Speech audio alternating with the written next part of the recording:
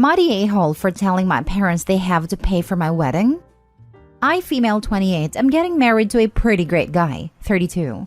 He is a teacher and he is very happy with his decision to become a teacher while I work for a tech company, and we do pretty well financially.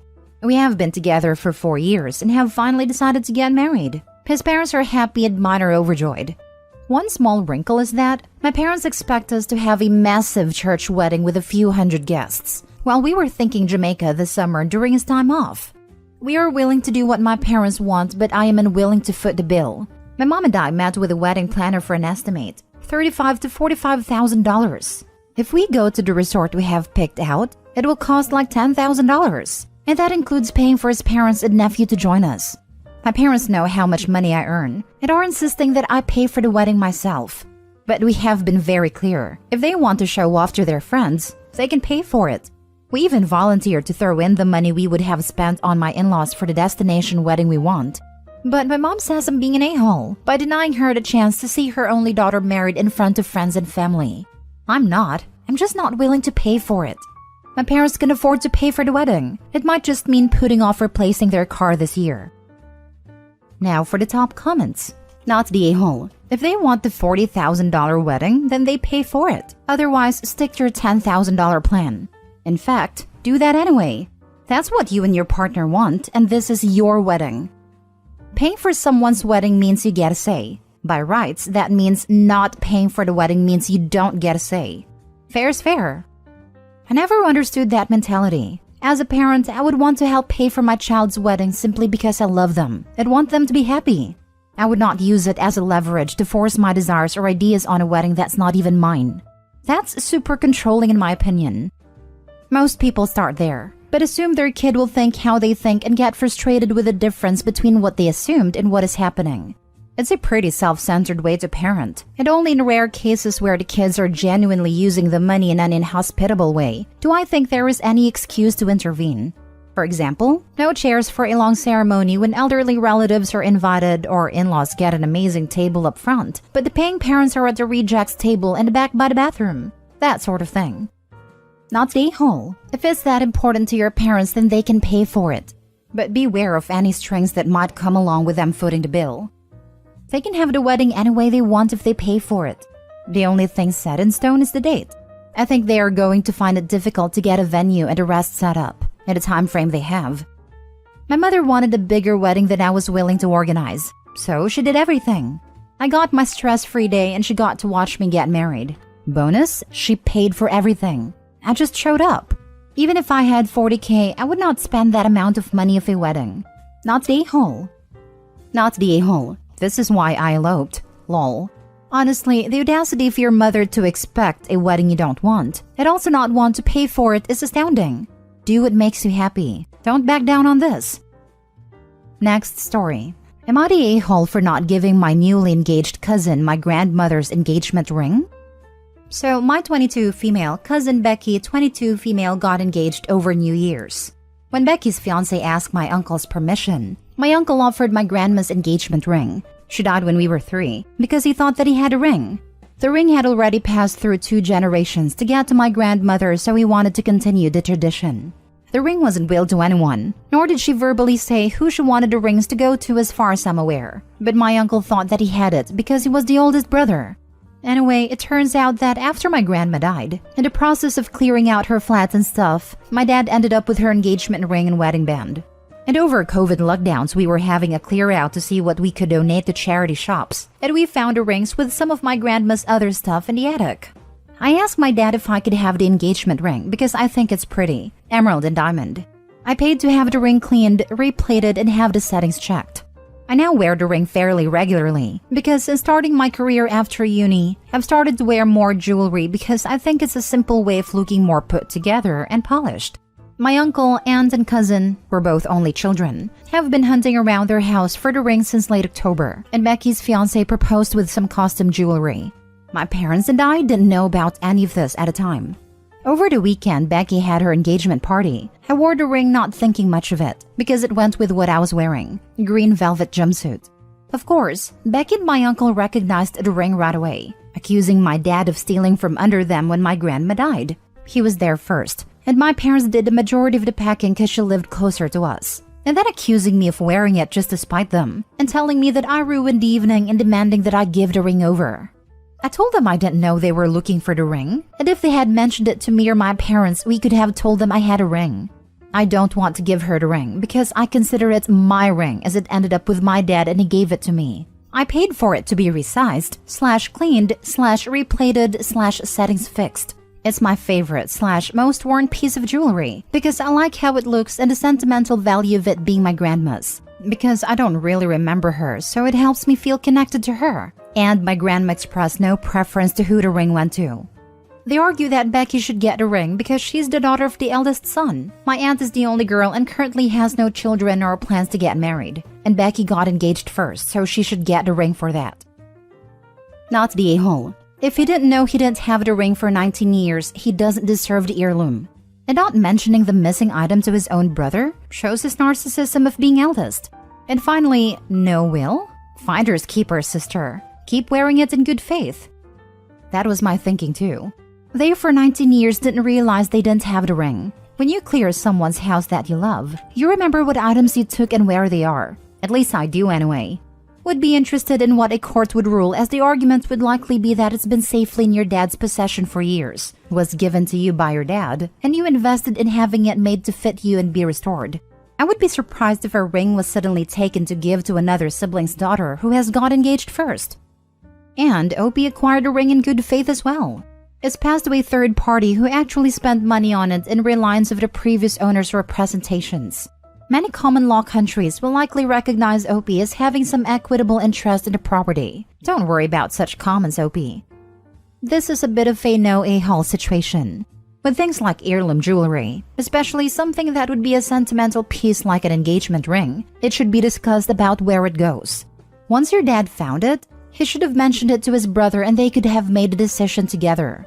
The gems could have been split to make both of you girls a ring, or they could have been kept whole and the determination of where it went could have been made collaboratively. You're now in an unfortunate position where you're attached to the ring, and your uncle and cousin are feeling like this was a bit sneaky and underhanded by your dad.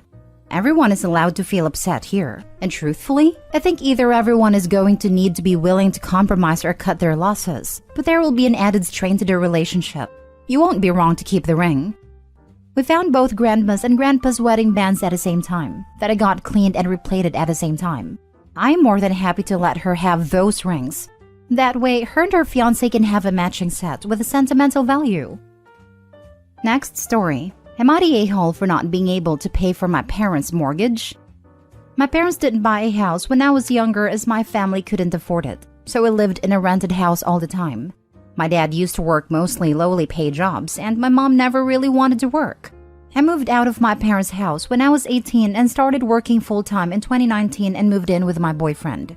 My boyfriend had a deposit for a house at a time and asked me to put down my name on the house and mortgage about half the payment. We bought our house in 2020 and it was relatively cheap. Since I got a house, my parents have been accusing me that I don't help them financially. They kept on persuading me to get a mortgage in my name for them. I kept on refusing as I didn't want to take another mortgage in my name and put myself in more debt. That's if the bank would even allow me to have more than one mortgage. Anyway, my parents got the hint that I won't get a mortgage for them. So, they both decided to work as many hours as they could to qualify for a bigger mortgage. My dad would always call me and guilt-trip me that my mom is only working because I wouldn't help them. To be honest, I felt like even if I applied for the mortgage and somehow got it, then I would have to pay for it as well, which I clearly couldn't afford. Last year, they saved up enough to put down a deposit for a house. They went and bought a new build, which tend to be more expensive as well. They moved in the house last month. Since then, my mom decided that she doesn't want to work and keeps on calling to help them to pay for their mortgage. Both of my parents keep on insisting that I should pay at least half of it, which is about £600 a month. I keep on telling them that with everything going up in price, I barely have anything left at the end of the month, and I won't be able to pay. I don't really feel like talking to my parents anymore. They keep on making me feel guilty for their situation. Am I the a-hole because I can't afford to help them? Now for the top comments. We both know the only reason you're here is because you feel guilty, not because you don't know if you're an a-hole or not. You feel guilty because the people that you owe nothing to are guilt-tripping you instead of doing what they need to for their lives. Obviously, you're not the a-hole, but your parents definitely are. I have no idea to the extent of your relationship, but me personally, I just start hanging up anytime the conversation gets there. Oh, someone's at the door. I'll have to call you back. Pizza's here. Later. I have to take a dump. Bye. And only whenever this group of grown adults that brought you into a world you never asked to be brought into start hounding you about paying their bills for them when you don't even live with them. Just know that they'd be financially using you if you don't immediately leave. It is the way they talk to me now that makes me question whether it is my fault.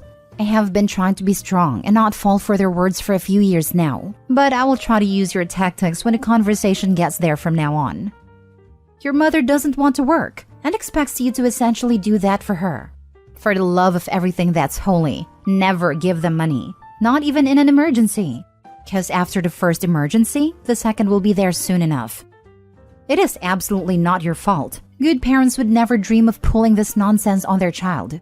I'm sorry your parents suck, but you need not, and should not, pay their mortgage because your mom is too lazy to work like a normal human being. Last story. Am I the a-hole for telling my brother he never deserved to be a father? I have custody of my 12-year-old nephew Dex.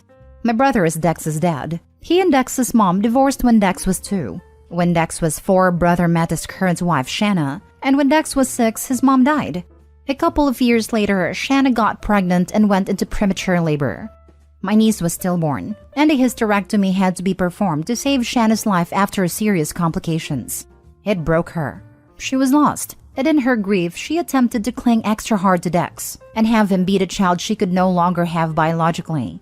But Dex was not Shanna's biggest fan, and he did not want to just sit with her all the time and pretend she was his mom. My brother decided Shanna should adopt Dex. He was so hard on Dex for wanting to hang out with friends or for being in his room instead of around Shanna. She became more and more possessive of Dex. My husband and I noticed, and we stepped in to try and help. But my brother became angry and kicked us out and told us we were not helping Shanna. For several months, Dex was cut off from the rest of the family and went through a lot at home. In the end, he had a huge outburst in school, and CPS became involved. And from there, Dex was removed from my brother and placed with my husband and I. It was supposed to be temporary, but my brother failed repeatedly to change how he treated Dex. At that point, he was treating his son like he was the worst person in the world. Dex told me his dad called him evil after everything that happened with Shanna. He even told him he'd hate Dex forever for not helping her, when he could easily. It seems Shanna eventually did seek help, and my brother decided this was enough to get Dex back, but CPS and the judge disagreed. He then cornered me at Christmas and told me that he deserved to be back in his son's life, and that we were punishing him for parenting decisions that many others would make in his shoes. Meaning trying to force his kid to become his wife's kid, to gloss over the loss of her own child and her ability to have a child in the future. I told him he didn't deserve to be a father after the way he treated his own child. I told him Dex should have always been at the forefront of his mind, that he never should have verbally mistreated him for not faking things for Shanna. I said as a husband, he should have gotten her some real, professional help, and he should have supported his son in saying he didn't want Shanna to become his new mom, instead of calling him evil. Instead of telling him he was disgusted with him or comparing him to a historical figure who was responsible for the deaths of so many people. This actually happened on multiple occasions. I told him he should be ashamed of himself and leave Dex to live a happier and healthier life without him. My brother was furious. He even attempted to confront me again at work. A friend of his actually told me I should have been more understanding, and even if I'm angry, it was too harsh to say he didn't deserve to be a father. Am I the a-hole? Not the a-hole. Their behavior was so problematic that CPS had to remove him, and he then repeatedly failed to change his behavior thereafter. It's good Shanna's getting the help she needs, but it sounds like your brother still needs a fair amount of help too. Until then, do what's in the best interest of the child. I hope they don't decide to adopt or foster. They would both be terrible parents. The brother is incredibly cruel and abusive, while Shanna is too fragile and unstable. Having an open or even a history of CPS would prevent you from being a foster care parent, at least in the area I am from. Hopefully, private adoption agencies operate in the same manner. Not the a-hole. It seems to me your brother needs more help than his wife. Ask him to go to therapist. Were your words not polite? Yes. Was it justified? Definitely. That was what the courts ordered him to do when Dex was removed. He never went to a single appointment. Wow, then you're definitely not the a-hole. I can't believe how incredibly selfish and immature your brother is. While I understand your brother is panicked to try to help his wife who has just a miscarriage, forcing a very young child to be responsible for a stepmother's mental well-being is not the way to go about it. I am incredibly sorry for Shanna's loss, and I'm glad to hear that she's getting help. But it's clear that your brother needs help too. I do think that a gentler conversation should be pursued about him getting help, from you or from friends/relatives that he's comfortable with. That being said, you're not wrong to want to protect Dex from it all. Not the a-hole, but your brother needs help. And maybe Dex needs to be made aware of what's happening in a way that'd be comprehensible to a 6-year-old. He's 12 now, and he was aware of what was going on with them. His dad used it to shame and talk down to him repeatedly,